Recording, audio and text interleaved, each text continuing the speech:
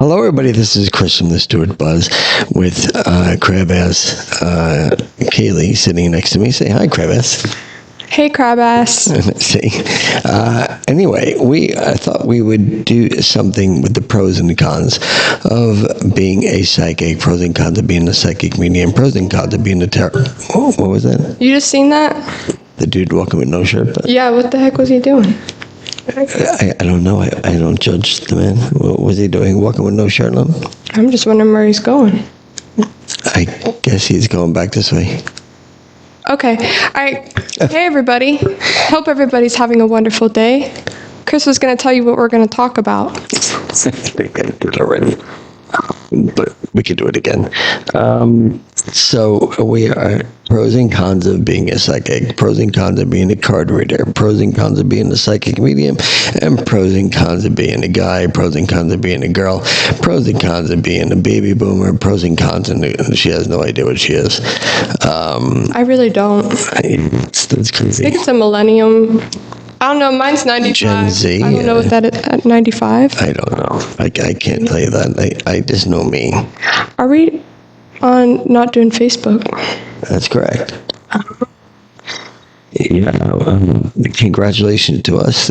Within, I think, less than 2 weeks. That's the same dude with a sweatshirt on. Mm-hmm. Within 2 weeks, we will be monetizing on YouTube. Mm-hmm. So that's all squared away. We decided, we did kind of a poll, and we had a bunch of people saying yes, Facebook. We had a bunch of people saying YouTube. So I decided that I'm going to do both. Nice. I am going to do this and put this on YouTube, and then I'll take the same video and put it right onto Facebook. Nice. But the live, no one ever came on the live. So what good did it do us? Because they watched it afterwards. So let's start with the pros and cons of being an oracle, psychic, intuitive reader. Because I can't say that you're just an oracle card reader anymore, because you go above and beyond on that. You bring up names, places, situations. You don't typically do that in an oracle card. So let's start with the pros of that. What are the pros of you doing that kind of reading? You get to help people. Yeah, okay, get over it. You can come up with something better than that. There's got to be something better than, you can help people. But that's my pro. That's why I do it, right? But I don't know. Other pros is, I love what I do. Other pros are, I don't know. I feel like it's just Do you need a cup of coffee or something? Or no. How about you tell me your pros? Okay, I can tell you 1,000 of them. Okay. Pros of being a psychic medium. One, you get to speak with people who've passed, knowing that there is a life after you pass. That is a big pro. Because you know what? Honestly, if you did not do what I do, you could second guess whether or not there is life after death. And I know that you continue living, so I guess fearing death is a lot less, or mourning death is a lot less than you would if you didn't have that kind of gift. That is a great pro. Another one is one that you said is definitely helping people move forward, knowing that their loved ones are okay. Even if they died in a turmoil sort of way, knowing that they're okay, or you know what, maybe they're not okay. Unfortunately, I do say it both ways, so we didn't get to the con yet. But also, excuse me, that I can walk outside and leave it inside. Like I don't take it home with me. I don't do psychic readings in Walmart. I don't stop people on the side of the road saying, "Hey, I got a message for you." Hey, Harry says hi. I don't do that. That's another pro that I was built to do the readings and when I'm done doing the readings, it goes away. That is a pro as well. So I named 3 right off the bat without even thinking. And you named what, 1? 2. 1.5. I named 2 of them, and I think the biggest thing is helping people. And I think that there's a lot that entails with helping people. So I think that... Do you have an abalone shell on your finger? No. Oh, it looks like an abalone shell from here. I'm sorry. Okay, so that's what you get out of it. You just have these 2, helping people and... No, I think there's a lot to it, but I think it's just, that's I think a big reason why I do it. I like to help people. And they sit in front of me and they've been suppressing things for so long, and no, they don't let anybody in, and they trust me to go within. Like when they come and they pay for a reading, they're letting me in. For people who have walls built up, like there was a girl that I read, and she just had walls built up, and you can just tell. Like she just was like, Was that today? Yeah. And like the fact that like she let me in, and like I got to see her release things that she probably does not release to a lot of people. Did she cry? She did. And I think that is really a beautiful thing, because I think... Beautiful thing that she cried. I do, yeah, I do, honestly, because people think, oh, like crying, like, oh, that's so sad. Like, why would you make her cry? Like, it's not that. It's people who have a hard time, like, releasing the fear, shame, guilt, grief, which comes out within your emotions. It's energy in motion, right? It just moves through your body. And so I think it's really beautiful to watch somebody be able to release all of that and have a safe space to do it and not feel judged, not feel like they're doing something wrong, right? Not feel like anything like that, but they're in a space of just like safety, of like, okay, maybe I do have somebody there watching me, because how the heck would you know what's going on in my life if there wasn't somebody there watching me? What do I say when people are in there and I'm ready to bring them into the reading room? Most of the time I'll say, okay, come on, let me make you cry. My theory is that you didn't give them a good reading unless they cry in some sort of way, because you're touching their core, their inner heart, their suppressed emotions. Maybe they didn't get to grieve properly. Maybe they, didn't have any closure, and the crying actually could be one of happiness. It could be one of relief. Could be one closure. Crying is really, and for those dudes out there who think that crying is like, a complete thing, it's absolutely not. I mean, a real man cry. Excuse me.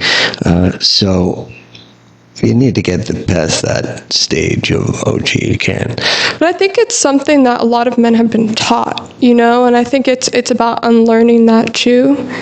And I think that's why it's good to have like somebody so when you help men in like law of attraction, I think it's great that they have you for that, because a lot of the times maybe they have had fathers who are like, what are you doing? Like, quit crying, suck it up, like all that kind of stuff. Because I've had so many people that have come forward that suppress energy because of that.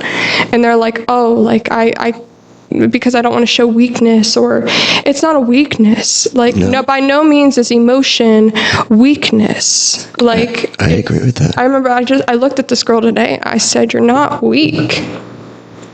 You're not weak. What did she say? What did she say to that? You could just see like her, like the emotion just came up. Like that's when the emotion came up. But since nobody knows who exactly we're talking about, her mother was totally different, correct? Mm-hmm. It was a totally different energy? That was pretty loud. I don't know, because I feel like should we talk about that here? Well, no one knows. But what if they, watch it? Okay. But, you know what I mean? These are just examples. Yeah. But no. So when two people come in for a reading, they could be two separate energies completely. Yeah, And still be related. That's what we're trying to say. Right. You can have one that's very hard, and it could be the parent. And then you have one that is soft. That could be the child, which often the child is looking for the parent to be soft, and they don't get that. So they don't get that, how do you want to say, that connection. Right. And that's, you know what, that's what... But that's what came up. But that's what I was trying to talk about. Yeah, so that's what came up, right? So it was like she had experience. So I said, right, so our purpose comes from when we hit our face on the ground and we come out of it, and you could help somebody close to you come out of that situation too, and it brings a sense of resonance and a closeness. And I think this is going to bring you guys closer together, because it's you've been through this situation. It can help somebody through it. You know what I mean? And I think that was like really interesting, but it is true. Like, as parents, I've noticed, like, I think what brings me closer to like my family and stuff like that is when they tell me things from, hard stuff that they might have been through and stuff like that, rather than just always trying to be strong all the time, because I know that I don't feel strong all the time. Nor do I. But that is not right. So none of us do. And I think that... Some of us pretend to. Right. So that's always a problem. So not saying about the people today, but about the people in general, when you have that parent, whether it be a man or a woman, sibling being a boy or a girl, does it like very sort of language there. Sometimes you get soft and soft, or hard and hard, meaning that the parent is just like the child, or the child is just like the parent. But sometimes you get it to where the child is seeking the parent to, I guess if you want to say, recognize them, let them cry. I know it sounds really weird to say, but there are times where the child just wants to be able to cry on their mother's shoulder or the father's shoulder, and then the child is not allowed to do that. So where do they turn to? They don't. They just learn how to suppress. Right. So they never get any closure or any sort of release in any way as far as emotions are concerned, and they build that wall. Yeah. And that's how the wall was built. So emotions are tricky, but that's the thing, is that's what makes us human. You know what I mean? Like, that's what really, honestly, if you think about it, emotions is what truly makes us human, besides these meat suits. That's correct. It's funny because anytime I mention something like that, I always say that Kaylee calls it a meat suit, and I think that's really cool because that's exactly what it is. It's a meat suit. We can just have a zipper go down like this and have our souls come out, which would be better. When we die and we're just chilling there, it's just meat. You just like it just a. It is kind of morbid, but if you've ever seen a person that passed, did you ever just like poke them in to see if they'll move or anything like that? No. Oh. No. I did. It freaks me out, like the dead meat suits. They just. Oh, they're not me. So I'll look at them and like when my respect to the body that holds. The body's not there. I mean, the body that holds, the soul. It really is like your home. Right, but it's also just a meat suit after you left. It is a meat suit. So it's gone. So it's like roadkill. It is. It's gone. It's gone. It is what it is. What can I say? Who is that? I don't know. It's wrong number. I guess what I'm trying to say is that, like with my mom, and when my mom passed away, I sat by the bed and I'm saying, like, how do you hold your breath so long? I'm thinking to myself, like, this body is laying here and it's not even breathing. Yeah. Like, how do you hold your breath? Because I find it strange. All right, you take over on this comment. I'll be right back. Oh, okay.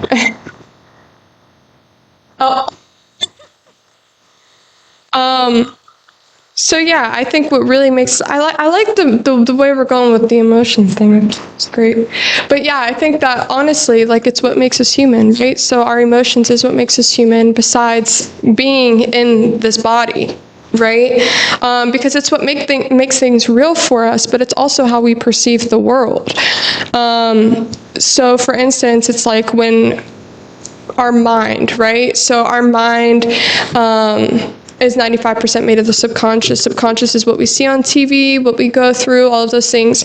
And it comes back in our own voice and we identify as it. But what happens is when we have an emotion such as fear, shame, guilt, grief, happiness, gratitude, when we have all of that come up, what happens is when it passes through the brain, it's how we're perceiving things. So when we have fear that comes up, what happens is the mind attaches a story to it based upon that emotion, and we project it on our reality, like this is our reality right now. And technically it is, because that's our perception on life right now.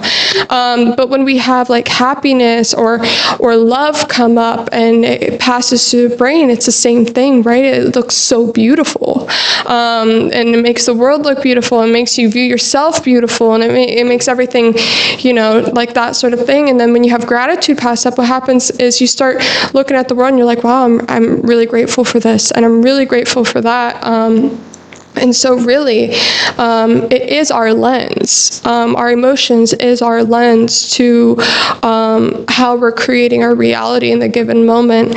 And what's really cool is when you learn to start alchemizing those things, right? So turning fear into trust.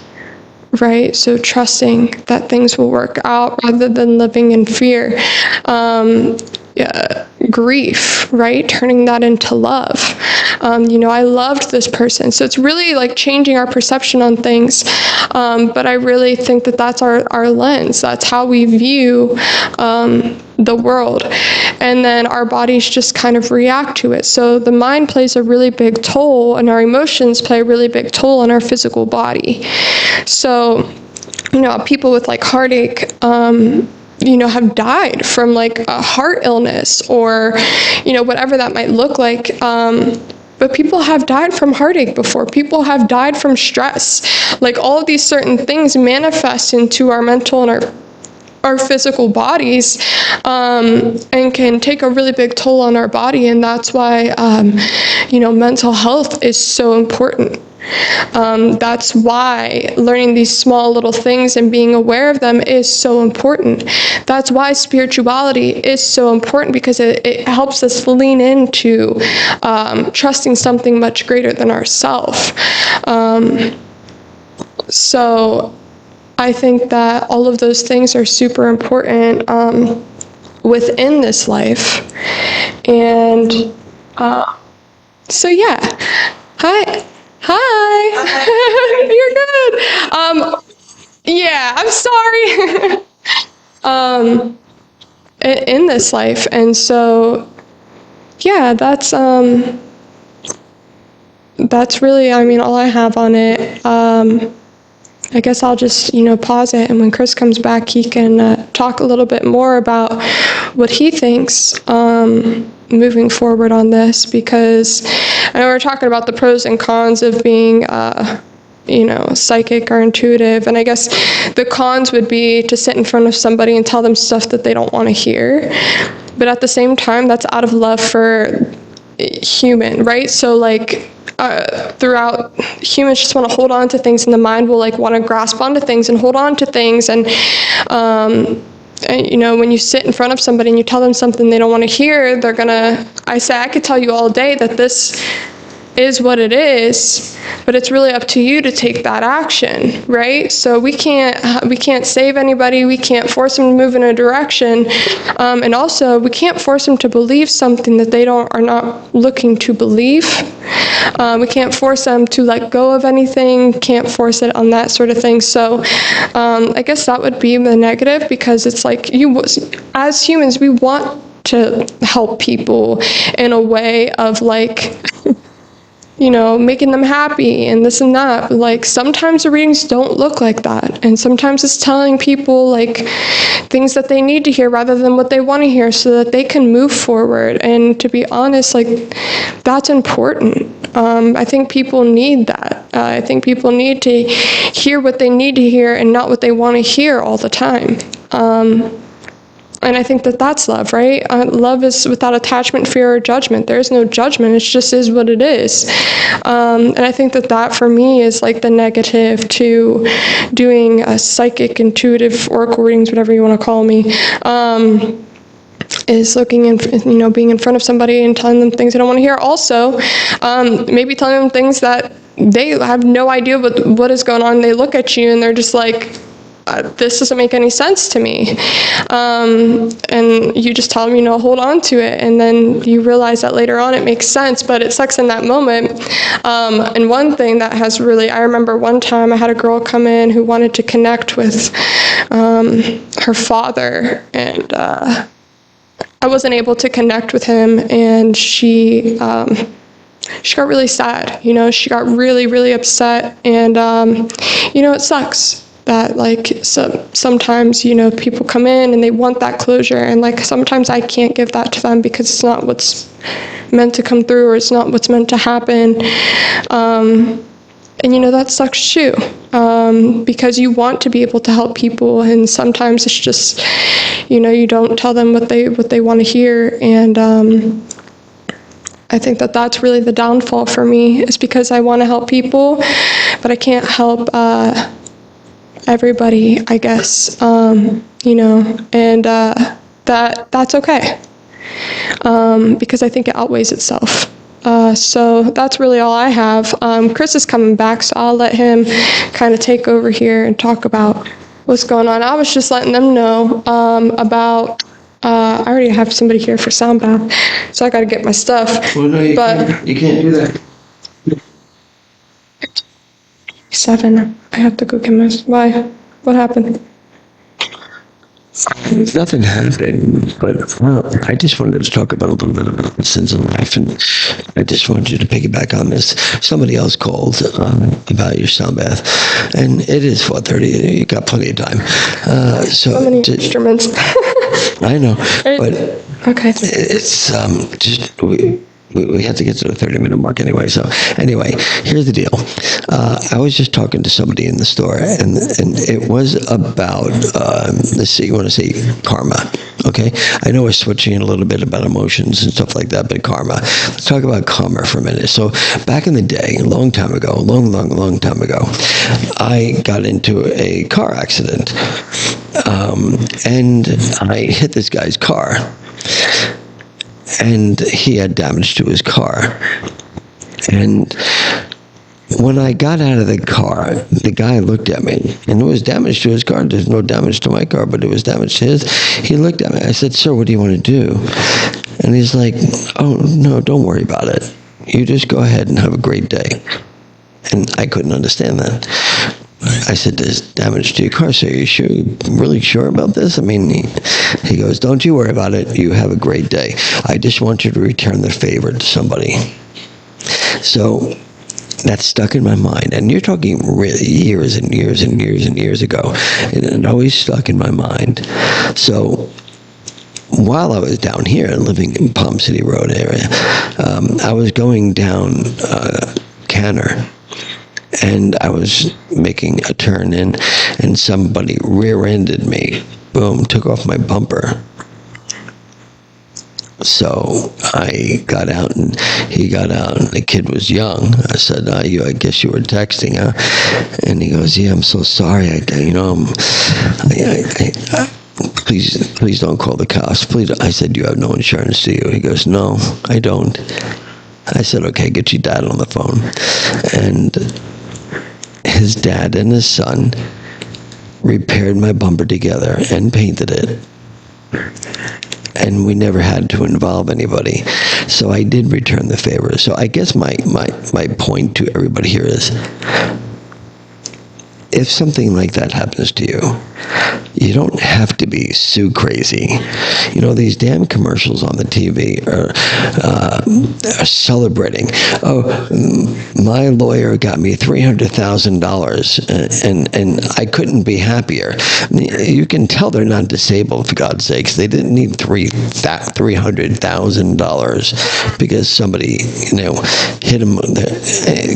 You don't need to do that. What they're doing is they're just making everybody so happy. What I am trying to say is, look at this situation. Figure out if you can fix this situation without any drama and trauma like that. And I just thought I would mention that because it was just brought up when I walked into the store just now. And I guess that would be it. Do you have any last words before you have to do your sound bath? Because I know you have that on your mind. No, I mean, I agree, I think that when I heard a guy tell a story the other day where he had robbed a jewelry store from a small business. And he had robbed the place, and I think this was up in New York or something like that. And this is a guy's actual story. And he made an amend to this guy, and he went back to make an amend. And when he made an amend to this guy said, listen, I know that this is my karma from something that I had previously done. And that was literally what came up. It's when this guy came to give an amend, and that's what this a guy had said, and it was just something that I don't know. It's really interesting topic, but we should do a whole podcast on that topic because that's a big topic to have. Yeah, that's what I said. We should have the next podcast. It should be about karma. And by the way, if you do have a comment or you want us to talk about a topic, please comment below on what topic you would like us to bring up, and we will. If you would like to call in and talk about the topic, you can do that as well. I mean, we can easily call you up, and it goes right through our switchboard, and it makes you be part of the podcast. So until then, I thank you for watching. Have an amazing day. Kaylee, thanks for coming on. I know you have a little bit of a headache there. I hope that goes away during the sound healing. You think that will go away, or I think it'll make it worse? I don't know. I hope it goes away. I woke up with it this morning, so I don't really know what's going on. Yeah. Well, that's just going to bed at 2 a.m, I didn't go to bed at 2 a.m. Oh, what time do you go to bed? 12:30. At 12:30 is pretty late. Not really. I woke up at 9, 8 o'clock. Who wakes up at 9 in the morning? That's the day is almost over. I had a headache this morning. Do you have a headache now? A little bit.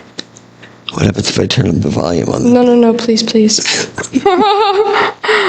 All right, everybody, have a blessed day. We'll talk to you soon. Goodbye.